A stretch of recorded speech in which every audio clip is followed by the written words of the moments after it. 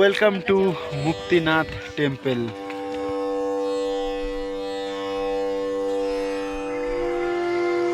নেপাল মুক্তিনাথ টেম্পলে চলে এসেছি।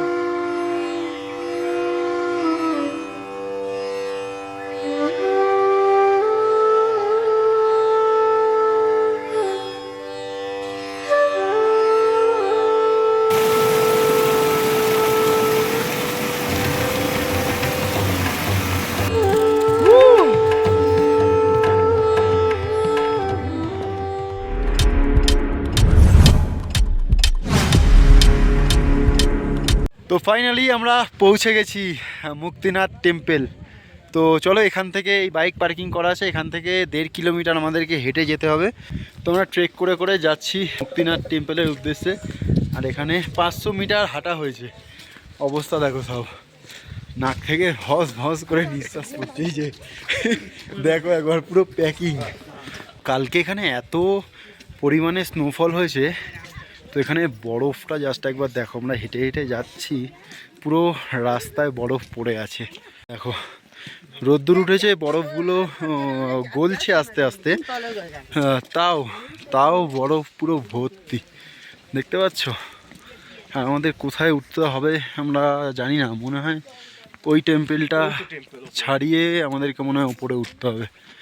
তো মুক্তিনাথ মন্দিরের দিকে যাচ্ছিলাম, আর যেতে যেতে একটা জিনিস দেখতে পেলাম, তাই তোমাদের সঙ্গে শেয়ার করছি। জাস্ট দেখো একবার, বাড়িটায় দেখতে পাচ্ছ এই যে এই ইয়াকের মাথা পুরো অরিজিনাল, কিন্তু এটা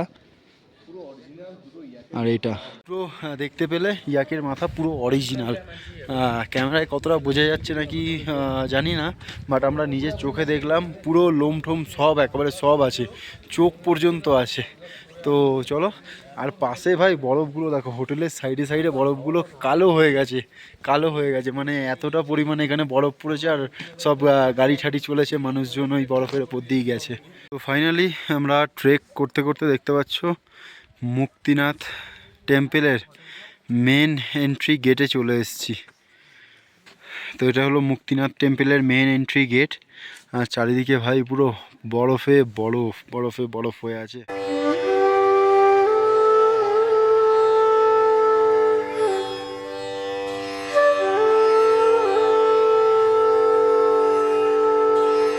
তো আমার পেছনে দেখতে পাচ্ছ মুক্তিনাথ টেম্পলের মেন এন্ট্রি গেট। আর এই যে সিঁড়িগুলো চলে যাচ্ছে, 365টা সিঁড়ি আমরা কভার করে আমরা মুক্তিনাথ টেম্পলের দিকে যাব। আমরা মুক্তিনাথ টেম্পলের সিঁড়ি থেকে উঠছিলাম, জাস্ট সিঁড়িরই গোড়ায় দুটো বাঙালি সাধুর সঙ্গে দেখা হয়ে গেল। তো দেখো ওরা কোথায় কোথায় ঘুরেছে। বাবা পঞ্চকেদার, হ্যাঁ হ্যাঁ, ওদিকে দ্বারকা, সোমনাথ, ভেট দ্বারকা, কিন্নার, কৈলাস, হ্যাঁ, পুরী জগন্নাথ মন্দির, ওদিকে তোমার রামেশ্বরম, কন্যাকুমারী, তিরুপতি, বালাজি, মাদুরাই, 28টা রাজ্য চষে বেড়াচ্ছি আমরা, বুঝলেন বাবা। জান কি হবে হেঁটে হেঁটেই না, আমাদের সাধু কার্ড আছে বাবা। না, এই দেখেন আমাদের সব সাধু কার্ড আছে। এই ট্রেন আমাদের ফ্রি। আচ্ছা আচ্ছা, রাম বাবা, মোদি বাবার ট্রেন আমাদের ফ্রি। আচ্ছা আচ্ছা, আমরা যে জয় শ্রীরাম বলি বাবা, পার্টির জন্য বলি না, আমরা ধার্মিক, রামের জন্য বলি। হ্যাঁ হ্যাঁ হ্যাঁ, ঠিক আছে, আমাদের সাধু কার্ড আছে, ট্রেন ফ্রি, আমরা খাই দাই থাকি, ঠিক আছে, আমাদের ভগবান পাইয়ে দেয়। তো দেখলেই তো। তো চলো এবারে এই যে সিঁড়ি, আমরা সিঁড়ি থেকে জাস্ট ওপর দিকে উঠে যাব। 365খানা সিঁড়ি উঠতে জীবন হালকা হয়ে যাচ্ছে ভাই। তো চলো যাওয়া যাক।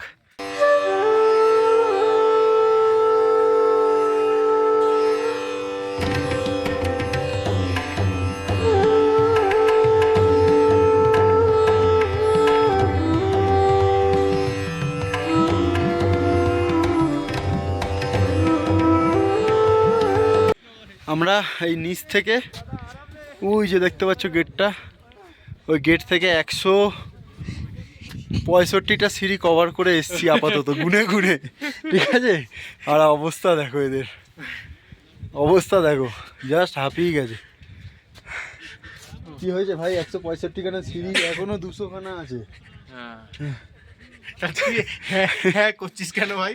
আমারও তো আমার হালকা হালকা হচ্ছে, আমার অতটা সমস্যা হচ্ছে না। এটা আমরা দেখো হালকা হচ্ছে বসে যাচ্ছি, বসে গেছে, মানে যেতেই পারছে না। রিল্যাক্সে রাইড হবে। রিল্যাক্সে কাজ হচ্ছে, রিল্যাক্সে রাইড, ট্রেক, রিল্যাক্সে ট্রেক। রিল্যাক্সে তো চলো আমি একটু বসি, তারপর আবার যাব। Welcome to Muktinath temple. Muktinath টেম্পলের মেন এন্ট্রি গেটে পৌঁছে গেছি। আর কিছু সিঁড়ি বাকি আছে, মানে প্রায় 340টার মতন সিঁড়ি আমরা ক্রস করে ফেলেছি অলমোস্ট। আর এখানে কিছু সিঁড়ি বাকি আছে, তারপরেই আমরা মন্দিরে ঢুকবো।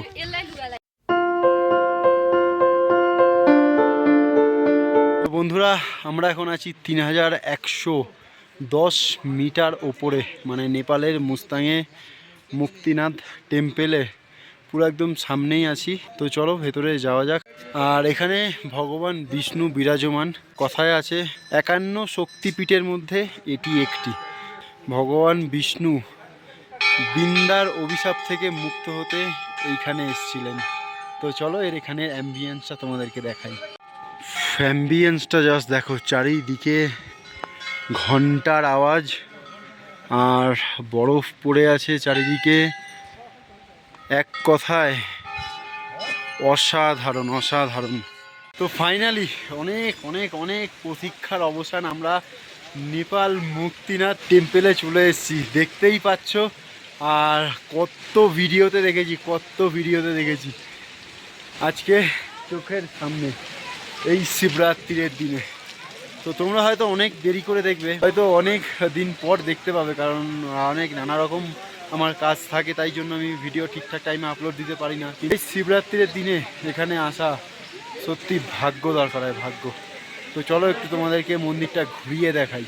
তো আমরা এখন দাঁড়িয়ে আছি নেপালের মুক্তিনাথের 108 গোমুখ ধারায়। তো তোমাদেরকে যদি দেখাই, 108খানা গরুর মুখ থেকে জল পড়ছে। তো তোমাদেরকে জাস্ট দেখাচ্ছি, দেখো একবার।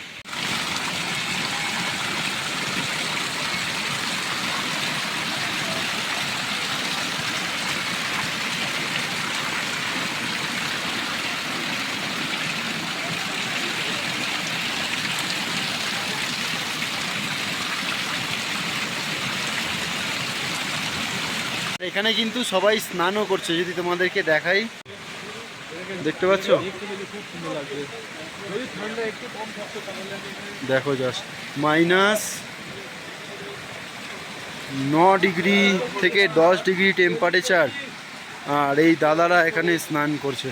যদি গামছা নিয়ে আসতাম বা টাওয়াল নিয়ে আসতাম তাহলে ট্রাই করতে পারতাম, আমরা তো কিছুই নিয়ে আসিনি। আর প্রচণ্ড ঠান্ডা ভাই, এখানে -9-10 ডিগ্রি টেম্পারেচার, প্রচণ্ড ঠান্ডা। ইচ্ছা ভাই করছিল, কিন্তু কিছু করার নেই।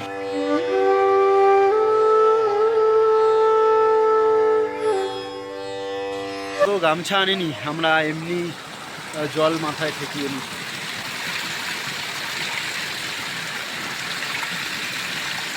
যা পাপ করেছি।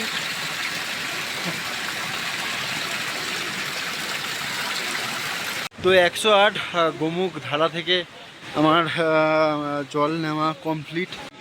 সময় হয়েছে 4:18, আর আমাদের মুক্তিনাথ টেম্পল ঘোরা অলমোস্ট কমপ্লিট। এবারে আমরা যাবো একটুখানি, ওইখানে আশেপাশে বরফ আছে, বরফ একটু ঘাটবো, ছবি তুলবো। আর ভাই এখানে আসলে মন পুরো শান্তি হয়ে যাবে, তোমরাও ট্রাই করতে পারো এখানে এসে।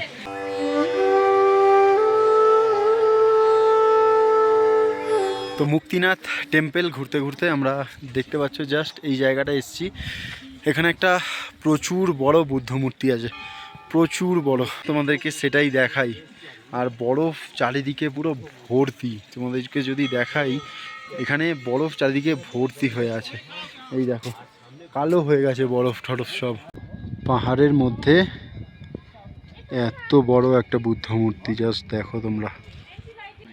আর এই সাইডে দেখো বরফ ভর্তি। তো আমার পেছনে দেখতে পাচ্ছ কত বড় একটা বুদ্ধ মূর্তি, তোমরা জাস্ট একবার দেখো। তো অসাধারণ ভাই, বলে বোঝানো যাবে না। আর এখানটা এতটাই নির্ঝুম, এতটাই শান্ত যে বলে বোঝানো যাবে না তোমাদেরকে।